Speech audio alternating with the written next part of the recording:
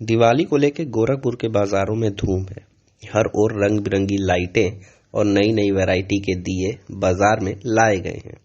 वहीं इस बार कस्टमर को कुछ अलग वैरायटी के दिए खूब पसंद आ रहे हैं।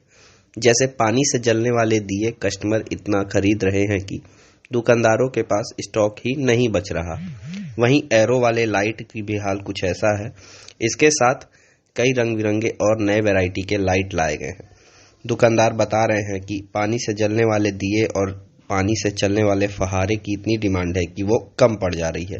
इसके साथ दुकान पर खरीदने आए कस्टमर बताते हैं कि वो सबसे कम दाम में और अच्छा प्रोडक्ट है। गोरखपुर के बाजारों में रेती चौक, घंटाघर, अलीनगर। क्या नाम है अंकल जी और कितने दिनों से दुकान लगते हैं? हेलो, मेवा इलेक्ट्रिक दुकान 5 साल से लग रही है। इस बार दीपावली में क्या नए लाइट? दुकान में बहुत झकास सामान आया है, बिल्कुल नया नया आइटम आया है, बिल्कुल लेटेस्ट। हाँ 2023 का आइटम है। पानी वाला वाटरफॉल है हाँ और पानी वाला दिया है। इसमें आपसे पानी डालिए, तेल की जरूरत पड़ेगी नहीं।